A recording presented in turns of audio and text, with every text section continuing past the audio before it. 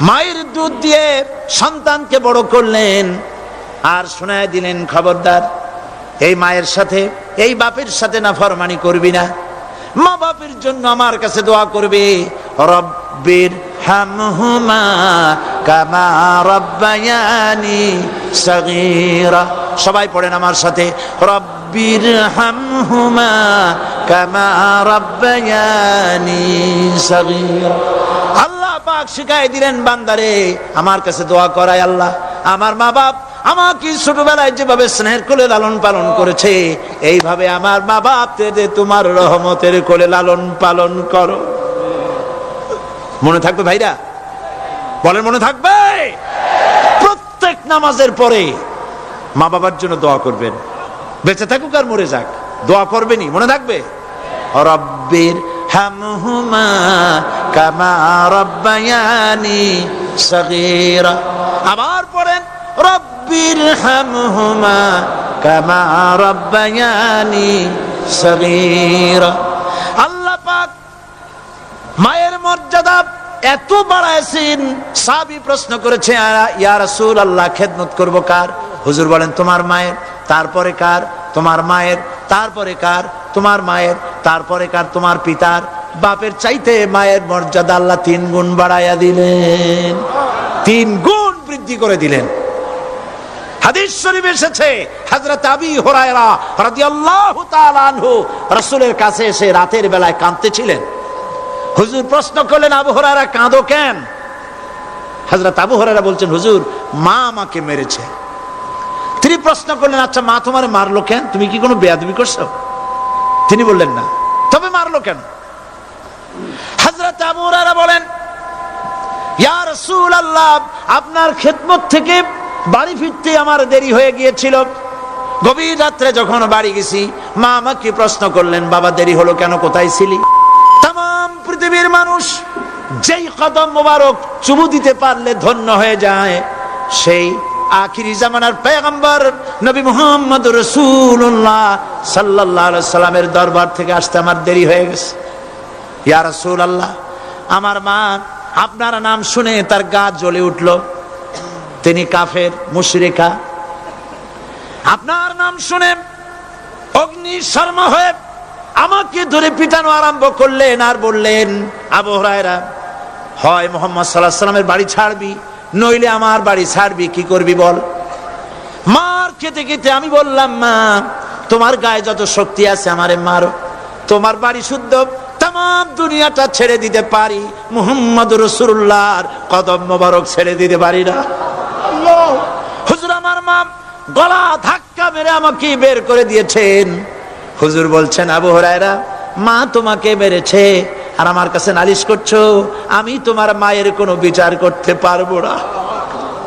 সুবহানাল্লাহ, এত বড় পাওয়ারফুল নবী, শানওয়ালা, ইজ্জতওয়ালি, বরকতওয়ালি, এত বড় নবী বলছেন মা মেরেছে, আমার করার কিচ্ছু নাই। সুবহানাল্লাহ।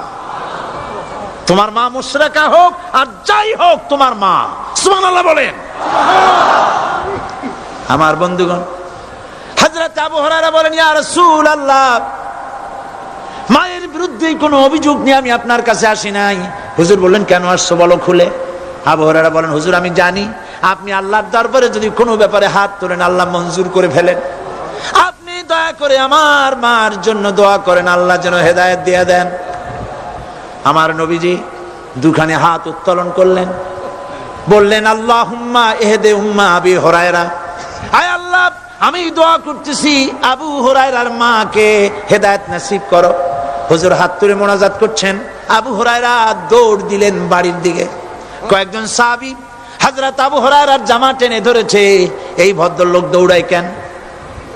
এত শান্ত মানুষ, কখনো গরম হয়ে কারোর সঙ্গে কথা বলে না, এই মানুষটা দৌড়ায় কেন? কোনো বিপদ হইল নাকি? জামা টেনে ধরে বলে, আবু হুরায়রা দৌড়াও কেন? হযরত আবু হুরায়রা বলেন, জামা ছেড়ে দাও, কোনো বিপদ আমার হয় নাই, আমি দৌড়াইয়া বাড়ি যাই দেখতে চাই। আমি দৌড়াইয়া আগে বাড়ি যেতে পারলাম না, আমার নবীর দোয়া আগে আমার বাড়ি চলে গেছে, আমি এটা দেখতে চাই। হযরত আবু হুরায়রা দৌড়াতে দৌড়াতে বাড়ি চলে গেছেন। দরজায় নক করলেন, ভেতর থেকে আওয়াজ এলো, কে? তিনি বললেন, আমি আবু হুরায়রা। মা, দরজা খুলে দাও, আমি তোমার সন্তান। মা বললেন, বাবা অপেক্ষা করো, দরজা খুলতেছে। হযরত আবু হুরায়রা বলেন, মায়ের গলার আওয়াজের ভেতরে কুফরি কর্কশতা পেলাম না, মায়ের গলার আওয়াজের ভেতরে তাওহীদের নরমিয়াত পেলাম।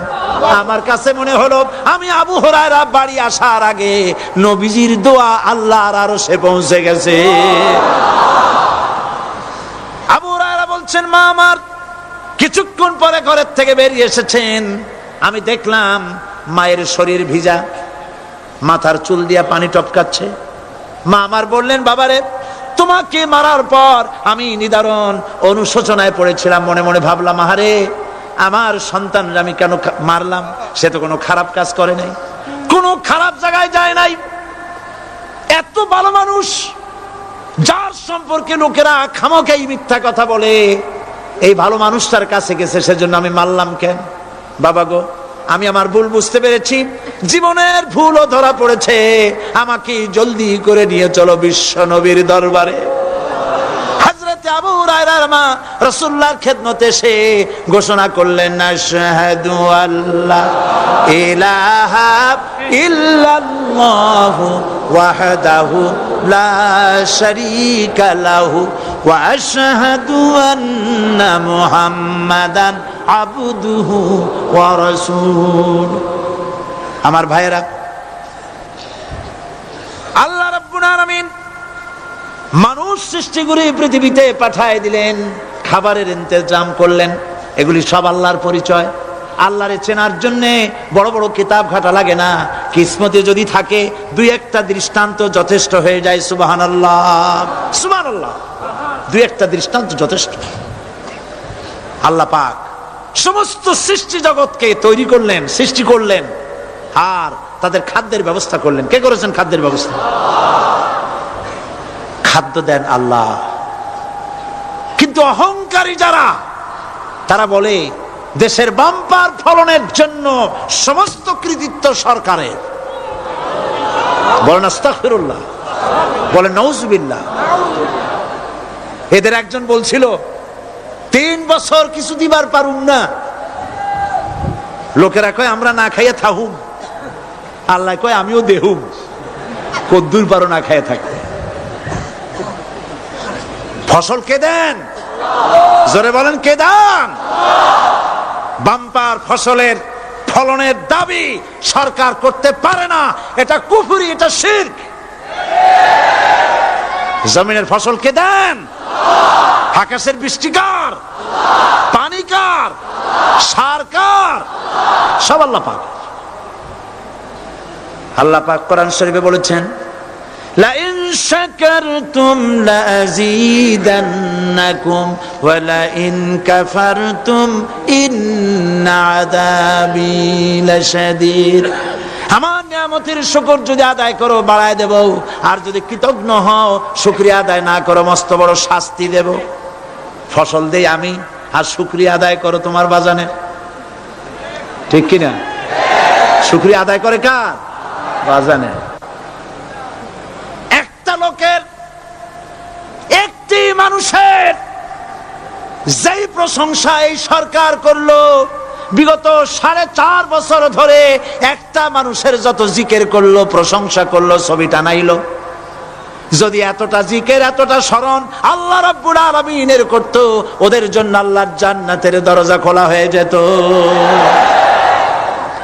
প্রশংসা করবে কার?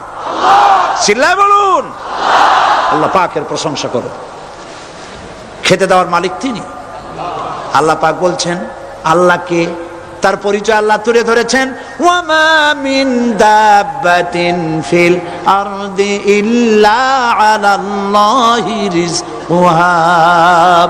এই পৃথিবীর ভিতরে এমন কোন বিচরণশীল জীব নাই যার রিস্কের দায়িত্ব আমি আল্লাহ গ্রহণ করি নাই। সুবহানাল্লাহ বলবেন না? রিস্কের দায়িত্ব কার হাতে?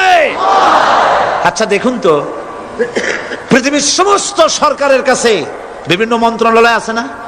খাদ্য মন্ত্রণালয় বলে কোন মন্ত্রণালয় আছে কিনা? আছে। খালি কয় খামু আর খামু। খাদ্য মন্ত্রণালয় আছে, থাকার পরেও মানুষ না খাইয়া মরে, ঠিক কিনা? এবার একটু তাকান তো, জ্ঞানের চক্ষু দিয়া তাকান, ফরেস্ট এরিয়া বাঘ আছে কিনা?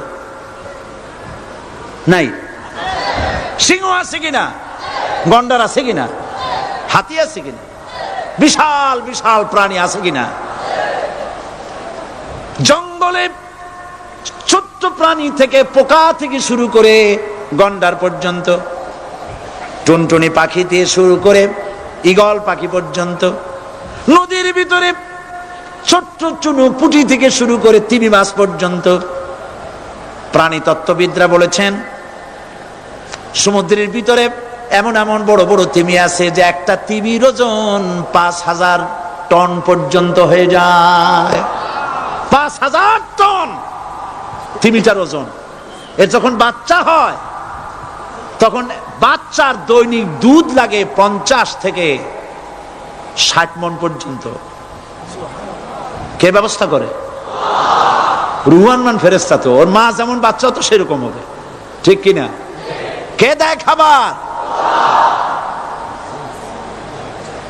এবার দেখেন তো আপনার দেশের এই জঙ্গলে কত হাতি আছে। হাতিরা মিছিল করে আসছে যে আল্লাহ আমাদের এখন আর খাইতে দিতে দিতে পারে না, বাংলাদেশের গভর্নমেন্ট কিছু দাও। আসছে না, খাইয়া ক্ষুধার জ্বালায় হাতি মরেছে, বাঘ মরেছে, সিংহ মরেছে। এর কোন দৃষ্টান্ত আছে? ক্ষুধার জ্বালায় আকাশের উড়ন্ত পাখিরা ছটফট করে মারা গেছে, দৃষ্টান্ত আছে?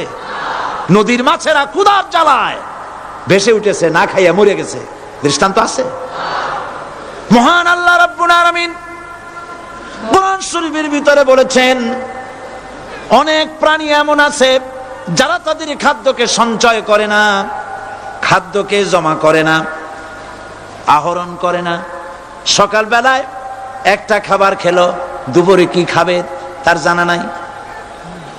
শকুন পৃথিবীর মাটি থেকে 3 মাইল উপরে ওড়ে, তার চোখকে আল্লাহ পাক এত তীক্ষ্ণ বানিয়ে দিয়েছেন।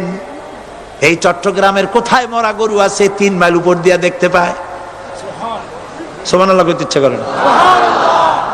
এই প্রাণীগুলি খাবারগুলি কোন গভর্নমেন্ট জোগাড় করে রাখে নাই। আল্লাহ পাক বলেন সবার খাবার আমি দেই। সকাল বেলায় সমস্ত প্রাণীগুলি, মহাশূন্যে পাখি, পানির ভিতরে মৎস্যরাজি, জঙ্গলের ভিতরে হিংস্র প্রাণী, পোকামাকড় থেকে শুরু করে সবগুলো খালি পেটে সব বেরিয়ে যায়, কারো কোনো খাবারের মজুদ নাই। সন্ধ্যা হতে না হতে সমস্ত প্রাণীগুলির পেট ভরাইয়া আমি আবার যার যার ঘরে ফিরায় দেই। ওয়ামা মিন দাব্বাতিন ফিল আরদি ইল্লা আলাল্লাহি রিজকুহা। সমস্ত প্রাণীর রিজকের দায়িত্ব আমি আল্লাহর হাতে। কে দেয় রিজক? জোরে বলুন, কে দেন? আল্লাহ পাক। কি খাবেন সব আল্লাহ জোগাড় করে দিয়েছেন। তরি তরকারি জোগাড় করেছেন, মাছ জোগাড় করেছেন, চাউল দিয়েছেন, খাবার দিয়েছেন, গোশত দিয়েছেন, সব দিয়ে দিয়েছেন আল্লাহ রাব্বুল আলামিন। সমস্ত জিনিস দিয়ে মানুষকে আল্লাহ পাক তার জন্য আল্লাহ সব করেছেন। খালাকালাকুম মা ফিল আরদি জামিআ। এই পৃথিবীতে যা তৈরি করেছে সব তোমার জন্য। এ হচ্ছে আমার আল্লাহ। এ হচ্ছে আমার কে? আল্লাহ। সে আল্লাহ পাক বলছেন, আল্লাহর পরিচয় তিনি স্রষ্টা, তিনি রিজেক দাতা। এবার আইনদাতা কে? আইনদাতা কে?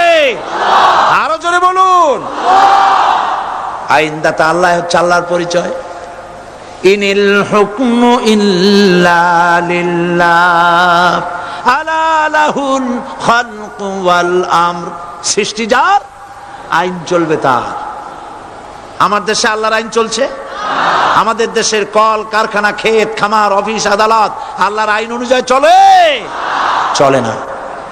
বরং আল্লাহর আইনকে মুছে ফেলার জন্য, নিজেদের আইন সৃষ্টি করার জন্য প্রচেষ্টা চালানো হচ্ছে। আল্লাহর আইন মানুষের জন্য সব থেকে বেশি উপযোগী, কারণ সৃষ্টি করেছেন কে? বলেন, কে করেছেন? আল্লাহ। প্রত্যেকটি মেশিন আপনি যা কিনবেন, রেডিও হোক, টিভি হোক, যে কোনো যন্ত্র হোক, গাড়ি হোক, তার সাথে একটা লিটারেচার, একটা বই তার সঙ্গে দিয়ে দেওয়া হয়। ওই বইয়ের মধ্যে লেখা থাকে এটা কিভাবে চালানো হবে, অপারেট করা হবে, তার সিস্টেম লেখা থাকে। আপনার ইচ্ছা মতো চালাইলে হবে না। এই মানব গোষ্ঠীকে সৃষ্টি করেছেন। এখন আপনি যদি আপনার আইন মতো চালান, তা কি চলবে? চলবে না। আপনি আপনার আইন মতো চালাচ্ছেন, ভালোভাবে চলতেছে? চলতেছে না। স্বরাষ্ট্রমন্ত্রী বলতেছেন সন্ত্রাসীদেরকে মাটির তলা থেকে খুঁজে বের করা হবে, কিন্তু নাকের উপর দিয়া ব্রিফকেস চুরি হয়ে যায়, উনি তা ধরতে পারেন না। এই হলো আইন। অনাবরত খুন হচ্ছে, অনাবরত সন্ত্রাসী তৎপরতা চলছে, আর ওনারা বলছেন আগের থেকে এগুলি চলে আসছে, একজনের খুনের বিচার না হইলে এরকম খুন তো হইতেই থাকবে। তাহলে খুনকে, হত্যাকে, সন্ত্রাসকে সরকার জাস্টিফাইড করছেন। নাউজুবিল্লাহি মিন যালিক। এই জন্য আইন হতে হবে আল্লাহর। আইন হতে হবে কার? চিল্লায় বলেন, আল্লাহ পাকের আইন হতে হবে। আমি একদিন পার্লামেন্টে বলেছিলাম, আমার দেশের নেতা নেত্রীরা বারবার হজ করতে যান, উমরা করতে যান, সেখান থেকে আসার সময় কি আনেন? আতর, পাথর, সুরমা আর খুরমা, এই কিছু নিয়ে আসলেন। কিন্তু আমি বলেছি আপনারা কি কিছু চোখে দেখেন না? পার্লামেন্টে এইভাবে বক্তৃতা করেছে, কিছু চোখে দেখেন না? আমি প্রশ্ন করে আমি আবার জবাব দিচ্ছি, আপনারা যারা হজ করতে যান, উমরা করতে যান, হজের কথাই ধরি, এই হজ করতে যখন যান তখন মুজদালিফায় একটা রাত কাটাইতে হয়। সেটা কোন দিন? ইয়ৌমে আরাফার পরের দিন। এই মাঠে দালান কোঠা আছে, এখানে বেড়া আছে, শামিয়ানা আছে, পর্দা আছে, তাবু আছে, কিচ্ছু নাই। লক্ষ লক্ষ নারী আর পুরুষ পাশাপাশি শুয়ে থাকে, তাও সুবহানাল্লাহ কইতে ইচ্ছা করে না। সারা রাত জনে জনে পুলিশ পাহারাদার নাই। কিরকম মেয়ে লোক, চাঁদের সৌন্দর্য হার মানায় দিতে পারে এরকম সুন্দরী, এরকম সুন্দরী নারী, সুদর্শন পুরুষ পাশাপাশি রাস্তার ধারে মরুভূমির ভিতরে সারা রাত কাটাচ্ছে। ইয়ৌমে আরাফার পরের রাতটা একটা রাত পুরা। এভাবে চলতেছে বছরের পর বছর, শতাব্দীর পর শতাব্দী, সহস্রাব্দীর পরে সহস্রাব্দী। আমি প্রশ্ন করি, পৃথিবীর ইতিহাসে কেউ কি এমন কথা বলতে পেরেছে, লিখতে পেরেছে যে মুজদালিফার রাতে সেখান থেকে 10টা নারী হাইজ্যাক হয়েছে, 5টা নারী লাঞ্ছিত হয়েছে? বলতে পারবে? গভীর রাত্রে পুরুষ সঙ্গী ছাড়া সুন্দরী রমণী, যুবতী রমণী একাকিনী নিজের ঘর ছেড়ে আল্লাহর ঘরে তাওয়াফ করতে আসে। তাওয়াফ সেরে তাহাজ্জুদের নামাজ পড়ে আল্লাহর কাছে মোনাজাত করে একা একা হাজার হাজার লাখো পুরুষের ভিতর থেকে আপন ঘরে ফিরে যায়। কারো বাবার হিম্মত নাই একবার তাকায় এসে তো রূপ উপভোগ করার জন্য আবার তাকায়, অথবা তার আঁচল ধরে টান মারে। আছে ইতিহাস? কথা কন না কেন? সুন্দরী একটা মাইয়া মক্কা থেকে মদিনা থেকে পাওয়া যায় না, 15 দিন হয়ে গেছে। হয়েছে কখনো? এবার জবাব দেন, কেন হয় না? কেন হয় না? আমার দেশের মেয়েরা রাস্তা দিয়ে হাঁটতে পারে না। হাই স্কুল মেয়েদের, হাই স্কুল মেয়েদের কলেজ যখন ছুটি হয়, তথাকথিত সোনার ছেলেরা গেটের সামনে এতিমের মতো কালায় থাকে। অনবরত হাইজ্যাক হচ্ছে, ধর্ষণের সেঞ্চুরি হচ্ছে। আর ওখানে হয় না কেন? ওখানে হয় না এই কারণে, এই কোরআনের আইন আল্লাহ রাব্বুল আলামিন যে আইন দিয়েছেন, ওখানে আইন বলবৎ আছে। আছে নাকি? আছে কিনা? কোন পুরুষ কোন নারীকে ধর্ষণ করেছে যদি প্রমাণিত হয়, সে যদি ফাহাদের ছেলে হয় আর ফাহাদের মেয়েও হয়, কোরআনের শাস্তি হলো পাথর মেরে উড়াইয়া দাও। তাকে জানিয়ে দেওয়া হবে রেডিও টিভির মাধ্যমে, জেনাকারের ব্যভিচারীর শাস্তি হবে। চতুর্দিকে হাজারো লোকেরা দাঁড়াবে, হাতে পাথর নিয়ে, পাথর মেরে তাকে তার গোশত হাড্ডি বাতাসের সাথে উড়ায় দেবে। একজন মানুষ আর একজন মানুষকে খুন করলো, এই আসামি ধরা পড়ে গেল, কোরআনের শাস্তি হলো যখন ধরা পড়বে প্রমাণিত হবে যেমন ভাবে হত্যা করেছে পরেও হত্যা করো। এই দৃশ্য, এই আইন যদি বাংলাদেশে যদি এই আইন চালু হয়ে যেত, খুনের আসামি ধরা পড়েছে জেনার আসামি, প্রকাশ্য ময়দানে এলো, সাক্ষী প্রমাণে কোর্টে প্রমাণিত হলো সত্যি সে খুনি। এই বিশাল আউটার স্টেডিয়ামের মাঝখানে খুনি কি দাঁড় করাও, চতুর্দিকে হাজারো লাখো মানুষ থাকুক, রেডিও টিভির ক্যামেরা কার্যকর হবে, পত্র পত্রিকার সাংবাদিকরা আসবে, তরবারির এক আঘাতে খুনির কল্লাটা উড়ায় দাও, দেহটা নিঃসাড় হয়ে জমিনে পড়ে যাবে। এই দৃশ্য যারা দেখবে স্বচক্ষে, রেডিওতে, পত্র পত্রিকায়, আর 1 বছরের ভেতরে খুন করার হিম্মত কারো কলিজায় উঠবে? জেনাকারের পাথর মেরে উড়িয়ে দেওয়ার শাস্তি যদি চোখে কেউ দেখে, জেনা করার পুলক আর জাগবে? এটা নাম আল্লাহর আইন। এই আইন কার? এই আইন যতদিন পর্যন্ত বাংলার মানুষের, মুসলমানদের উপরে কার্যকরী না হচ্ছে, এই দেশে কার্যকরী না হবে, ততদিন পর্যন্ত হত্যা, ধর্ষণ, খুন বন্ধ হবে না। বন্ধ হবে। সুতরাং এই আইন হচ্ছে কার? আরো জোরে বলেন, আল্লাহ রাব্বুল আলামিন। মহান আল্লাহ রাব্বুল আলামিনের এই আইন অনুযায়ী যদি দেশ চলে, মানুষ শান্তি পাবে, চুরি বন্ধ হবে, ডাকাতি বন্ধ হবে, জেনা বন্ধ হবে, হত্যা ধর্ষণ বন্ধ হয়ে যাবে। নবীজি এমন একটি আইন চালু করে দিয়ে, কোরআনের বিধান চালু করে দিয়ে এমন একটা সমাজ চালু করেছিলেন, যেই সমাজ সম্পর্কে হুজুর নিজে বলেছেন, খায়রুল কুরুনে কারনি, সর্বশ্রেষ্ঠ যুগ হলো কার যুগ? আমার যুগ। সুবহানাল্লাহ বলেন। রাসূলের যুগ হলো সর্বশ্রেষ্ঠ যুগ। সেই কোরআন, সেই হাদিস আজও আছে না নাই? বলেন জোরে, আজও আছে না নাই? সেই কোরআন এবং সুন্নাহ দিয়ে দেশ শাসন হোক, এটা কি আমরা চাই? কারা কারা চাই? দু হাত উঁচু করে দেখা।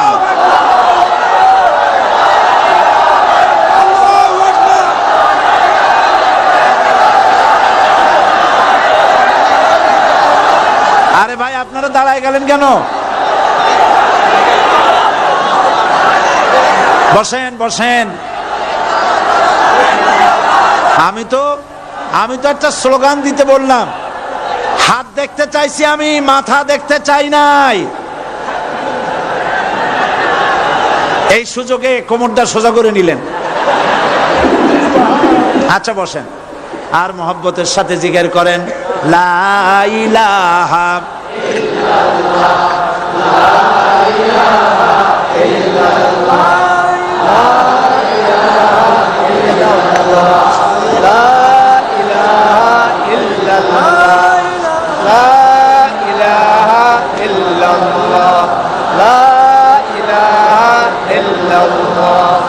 জোরে সরে সবাই জিকির করেন, লা ইলাহা ইল্লাল্লাহ, লা ইলাহা ইল্লাল্লাহ, লা ইলাহা ইল্লাল্লাহ, লা ইলাহা ইল্লাল্লাহু মুহাম্মাদুর রাসূলুল্লাহ। বসুন, আমরা মুনাজাত করব।